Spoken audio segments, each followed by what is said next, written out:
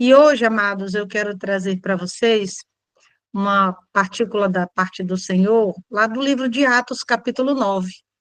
E o tema de hoje, que eu vi essa pregação em um lugar e ela me chamou muita atenção. E dentro dela, eu comecei a refletir. A gente pensa que a gente que imagina, eu acho que é assim, eu imaginei que a Sara entendi desse jeito. Mas eu comecei a refletir no sentido de que o Espírito Santo me levou por vários caminhos dentro de uma pregação que já existia, né? Que tem por tema, olha, Marta de Fortaleza, Ceará, né? Aqui conterrânea, eu sou de Oroz, bênção. Gente, essa passagem, ela tem, assim, por título, Não Sepulte o Sonho, né? Eu achei muito forte. Atos, capítulo 9, eu vou ler apenas pouquíssimos versículos, já no finalzinho, o 40, o 41 e o 42.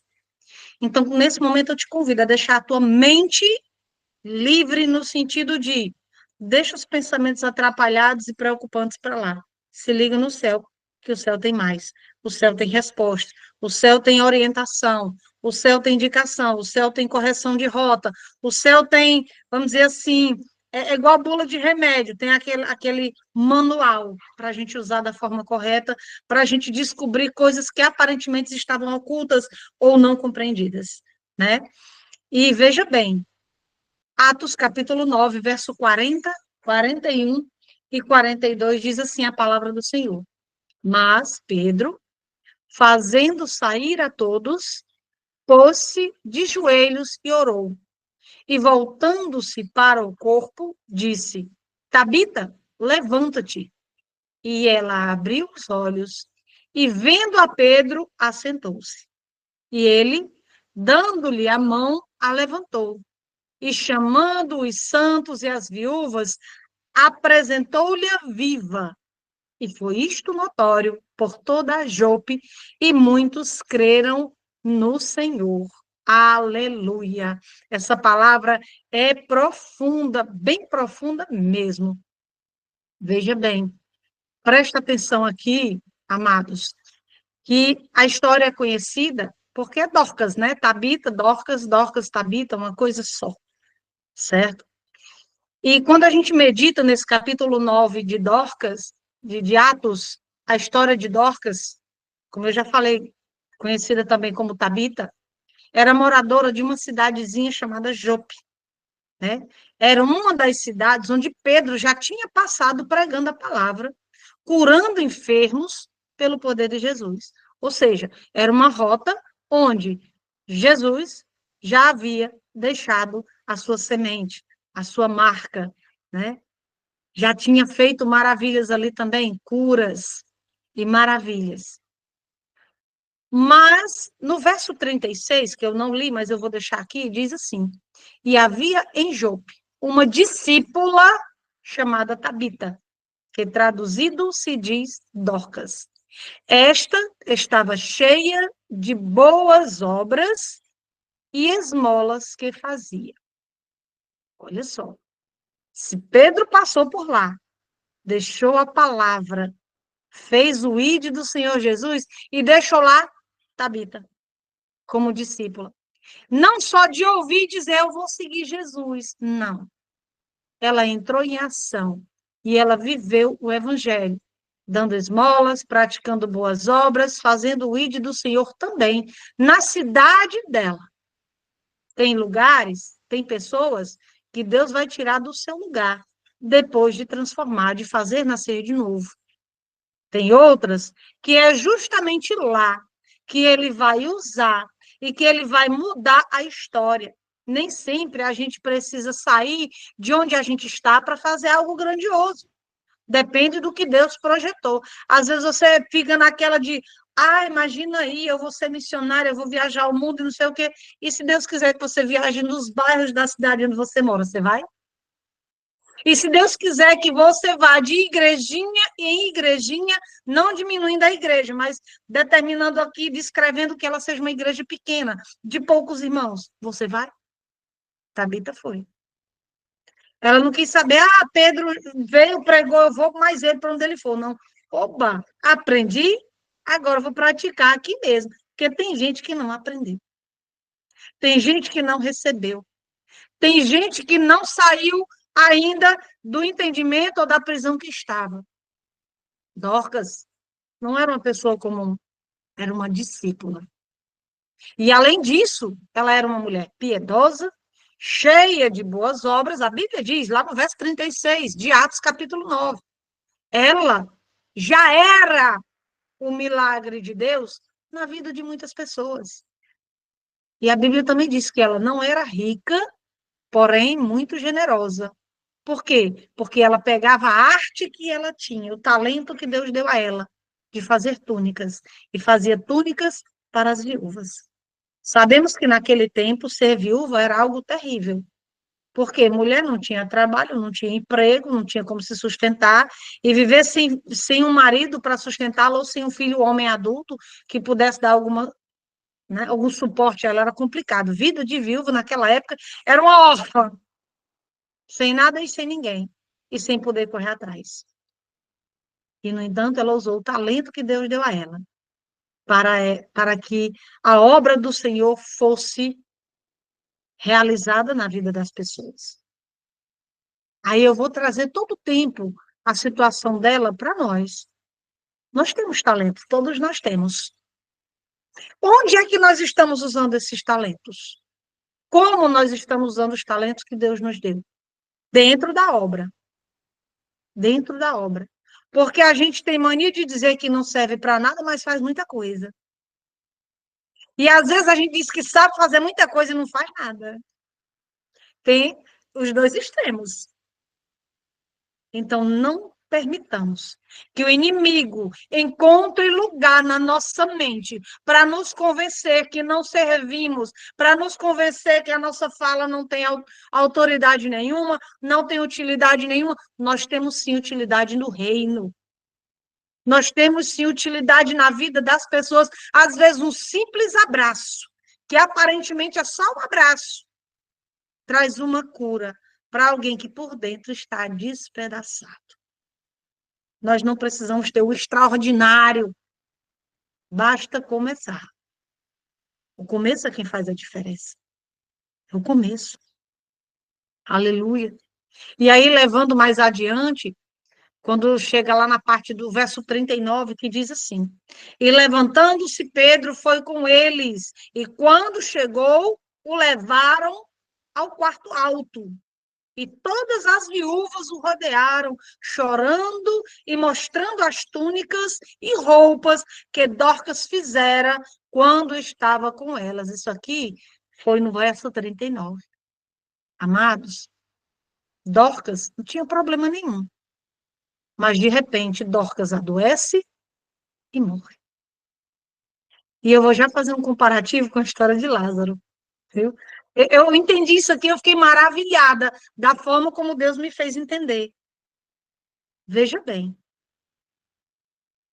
Pedro estava numa cidade chamada Lida, que era perto. Onde é que tem isso, Adriana? No verso 38 até o 39, 40, que diz assim, ó.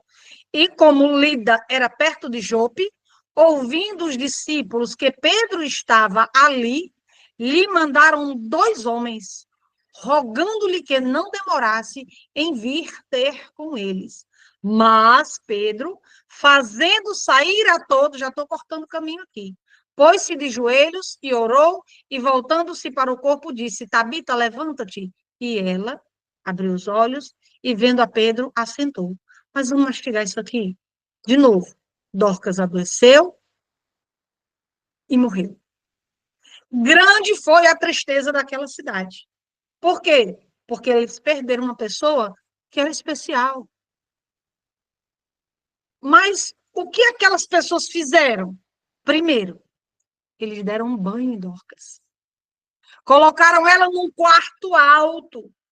E sabendo que Pedro estava em Lida, que era uma cidade pertinho de Jope, mandaram logo, olha, deixou discípulos na cidade.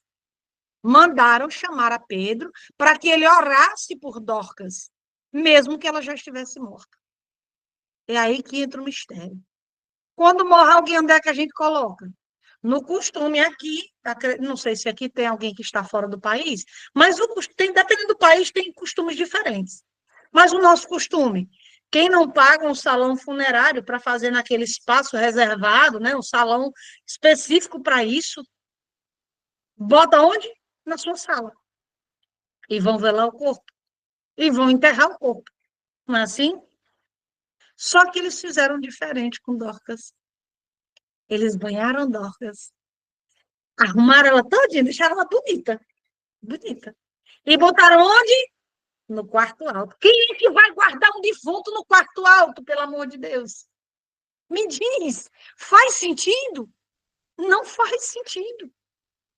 A tendência é colocar na parte baixa para facilitar a saída, depois que vierem visitar, chorar, lamentar, cumprimentar. Não é assim? Não. Dorcas morreu, morreu, mas Pedro está bem ali. Pedro estando ali, Jesus está bem ali. Eles viam em Pedro o que Jesus disse, que nós sejamos sal da terra e luz do mundo. Chama Pedro. Pedro é representante de Jesus na terra. Então chama ele. Nós vamos arrumar ela, para quando ela acordar, acordar bonita, arrumada, perfumada.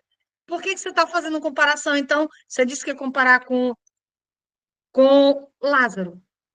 Porque, veja bem, ninguém guarda defunto em casa. Estraga, fede, é ruim. E nas duas histórias, Jesus nos mostra diferentes situações na nossa vida.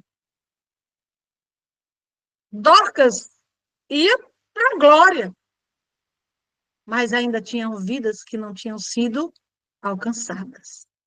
E assim como Dorcas, eu e você somos instrumentos de Deus nessa terra. Às vezes, em vez de acontecer algo na vida dos anjos, vai acontecer na minha, para ensinar dos anjos. Porque se acontecer com ela, talvez a única coisa que ela vai fazer é o quê? É murmurar, é reclamar, é se afastar, é fechar o coração.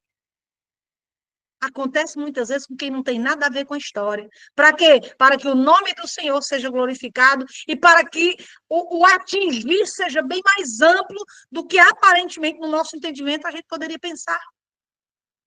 Pedro foi sepultado. Foi sepultado, já tinham chorado, não esperaram Jesus, não. Manda chamar Jesus, mas ainda assim prosseguiram com o enterro. Fizeram errado? Não tinha que ser daquele jeito, a palavra tinha que se cumprir. Mas Deus nos mostra duas situações. Olha, eu mandei te chamar, mas eu segui com o enterro. Já Dorcas, não. Ei, ninguém vai fazer velório aqui, não. Bota ela no quarto alto. Arrumada, banhada, ajeitada. Quem é que guarda? Repito, quem é que guarda defunto em quarto? Arrumado como se estivesse dormindo. É fé, meus amados. Aqui a Bíblia diz que ela estava rodeada pelas viúvas, chorando por ela, mas dizendo, ó, a minha roupa que ela fez para mim. Tá vendo essa túnica? Essa túnica foi ela que me deu. Então, como quem diz assim, eu não vou desistir dela, não. Eu não posso abandonar ela agora, não, porque quando eu precisei, ela não me abandonou. Nós temos abandonado nossos sonhos, nós temos abandonado os nossos projetos, nós temos abandonado as nossas petições, porque às vezes a gente tem clamado por uma vida. E como a gente não vê algo acontecer, Deus vai lá, tira o que você pensava que era a única coisa que você tinha, para fazer algo ainda maior. Tabita, era tudo que elas tinham. Era a única coisa que elas tinham, era o socorro delas, era o refúgio delas, era o cuidado delas. Agora era a vez delas cuidarem de Tabita. Mas era só para elas e para Tabita? Não. Vamos mais para frente. Bora mastigar isso aqui um pouquinho mais, que o céu tem mais. Veja bem, ela adoeceu. Eles deram banho em Dorcas. Colocaram Dorcas no quarto alto. Mandaram 2 discípulos ir buscar Pedro. E Pedro veio de automático. Mesmo que ela já estivesse morta, não interessa. Ninguém vai ajeitar a velório aqui, não. Vamos deixar ela lá no quarto de boa e vamos esperar Pedro chegar. Assim que Pedro chega, ele manda todo mundo sair do quarto. Aleluia. Ei, deixa eu te dizer, bota todo mundo para fora do teu quarto. É para orar, é sim. Tem coisa que você vai para o círculo de oração lá na tua igreja. Tem coisa que você reúne os irmãos e faz uma campanha na tua casa ou na casa de alguém. Mas o assunto que eu quero contigo, que é só mim e ti, entre mim e ti, eu e teu, no teu quarto, então sai todo mundo para fora. Vai ter situações que é só você e Deus. E tá tudo certo. Nós só precisamos dele. No máximo você diz, irmão Damião, ora aí por uma causa nas mãos do Senhor, mas não precisa dizer nada. Estou precisando de ajuda em oração, interceda por minha vida. E vá lá para o seu quarto. Agora sim você vai contar a história para quem é de direito e de fato. Tem coisas que todo mundo vai ter que sair para que Deus possa fazer. E Pedro fez isso, ele não poderia simplesmente ter orado na frente de todo mundo? Será que Pedro nunca orou na frente de ninguém para o milagre acontecer? Como Jesus fez isso diante de toda uma multidão? Todo mundo sabia que Tabita tinha morrido. Dorcas estava morto, acabou-se. E pronto, agora sai todo mundo. E aí Pedro diz, sai todo mundo. Se ajoelha e ora. Depois ele se volta para o corpo e dá uma palavra de autoridade. Levanta-te. Aleluia, Jesus. Levanta-te. É interessante que, eu repito, não fizeram como Marta e Maria, sepultaram o irmão. Logo que ele faleceu, já foram logo fazer enterro. Os amados de Jope banharam, deitaram no lugar alto e foram à espera do milagre. É muita fé. Quanto amor por uma pessoa tão querida como Dorcas. E esse ato de fé foi quem trouxe o milagre. Será que nós estamos tendo atos de fé quando pedimos o nosso milagre? Eu vou pedir uma vez para não vou receber, não. Eu estava vendo aqui, firme nas promessas do meu Salvador, que foi louvado. É aquela coisa, nós já estamos fazendo o culto de ação de graça. Por quê? Porque a bênção já está pronta. Mas não chegou, mas ela está pronta. Mas eu não recebi, mas ela está pronta. Deus está aprontando, não está aprontando, não. Deus está aprontando a mim. Ele está me moldando, ele está me transformando, ele está me preparando para receber. Deus não é vagaroso, não, gente. Sou eu que sou resistente às mudanças que Deus quer fazer na minha vida. E é isso que atrasa a bênção. Não é que Deus ainda está preparando. Antes de eu nascer, já estava tudo preparado para mim. Para começar, o que ele preparou? Meus pais, para que eu viesse a nascer. Tudo já estava preparado. O problema é que eu sou resistente, é que eu sou teimosa, é que eu quero fazer do meu jeito. E do meu jeito não dá certo, porque se desse certo, ele já tinha permitido que acontecesse. Tudo tem que ter um processo. Você não come um bolo sem ter um processo. E tem um processo de espera. Dependendo do bolo, tem bolo que assa rapidinho, tem bolo que demora horas para ficar pronto. Depende. Então, depende da bênção. Deus vai preparar tudo à tua volta, todo o cenário, vai te preparar, vai preparar as pessoas envolvidas para poder chegar até você com perfeição, porque Deus não faz nada de qualquer jeito, Deus não entrega nada de qualquer jeito, para que a gente não perca a bênção que a gente já recebeu. E ela já está preparado. Pedro se ajoelha, ora e libera uma palavra de comando sobre Dorcas. Então, hoje não é amanhã, é hoje.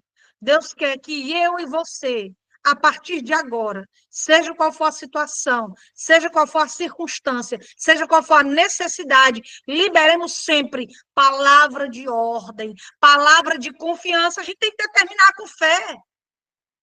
É igual a autoridade. Ei, saia daí. Uma coisa simples, aparentemente. Mas você tem que falar com autoridade, não é com grosseria, não. É com autoridade para a pessoa entender que você está dando um comando e obedecer. Assim, é tudo em nossa vida. A partir de hoje, eu e você tenhamos essa postura. Palavra de comando, uma ação. Levanta-te. É para levantar, é uma ação. Oração. Orar com ação. Ele primeiro orou, depois ele entrou em ação. Ele orou, clamou ao Senhor, apresentou a situação, depois ele foi lá e disse, ei, levanta. E ele não ficou, levanta, ei, levanta, eu estou te chamando, levanta, sacode aí, levanta, acorda. Não, levanta, uma vez, com confiança, com autoridade, com posicionamento. E ela levantou. Aleluia. Ela olha para ele, primeiro ponto, ela olha. Depois, ela senta. E na terceira ação, ele toma ela pela mão. Assim como o Senhor toma eu e você pela mão, toma nós pela mão e direciona. Coisa mais linda, sabe o que é? O que aconteceu depois. Por causa desse grande milagre, Dorcas já vivia fazendo a diferença em Jope. Ela já tinha impactado um grupo de pessoas. Mas com o que Deus permitiu que acontecesse na vida dela, não só aquelas pessoas, porque ela fazia um ato de fé, fazia milagres e caridade, né? Boas obras. Ela fazia boas obras, aliás, dava esmola e fazia boas obras. Ali ela ganhou aquele grupo. Mas com a sua ressurreição, aquela cidade, muitos se converteram a Jesus. Como nós precisamos de muitos milagres no meio da igreja de hoje, para que sirva de testemunho aos que estejam do lado de fora. Nós não podemos guardar os milagres dentro da igreja. Nós temos que ser um milagre que as pessoas vão ver. Por quê? Porque Dorcas já estava fazendo a parte dela. Só que precisou que Deus permitisse que ela morresse, para que a cidade inteira tomasse conhecimento, e não só aquele grupo que ela cuidava, que ela ajudava, fosse alcançado. Mas o número de pessoas foi muito maior, por meio ainda da vida de Dorcas. Está disposto a Deus deixar te usar do jeito que Ele quer e precisa? Algumas coisas vão doer, outras não. Mas será que nós estamos dispostos a ser uma Tabita da vida nos tempos de hoje? A ser o milagre que Jesus precisa para que vidas sejam alcançadas? Porque Deus ainda opera nos dias de hoje sinais e maravilhas por meio da minha e da tua vida. Lá no verso 42, encerra dizendo: e isto foi notório por toda a Jope, e muitos creram no Senhor. Com certeza, ela poderia ser uma pessoa conhecida por ser uma cidade pequena, mas nem todo mundo conhecia o trabalho dela. Por quê? Porque ela ia socorrer os que mais precisavam. E ali, quem precisava e aparentemente, financeiramente, quem não precisava, passou a conhecer quem era Jesus Cristo por meio da vida de Dorcas. Que seja assim no dia de hoje. Que sejamos a Tabita que anda exalando milagre, que anda exalando a presença de Cristo, o bom perfume de Cristo em nossas vidas, para que as pessoas também queiram andar perfumada, que queiram viver esse milagre em suas vidas, que queiram nascer de novo, porque nós somos chamados para uma boa obra. E ai de nós, se não aceitarmos. Porque, gente, algumas coisas, como eu disse, pode ser sofrida, mas outras é uma honra tão grande. É algo extraordinário.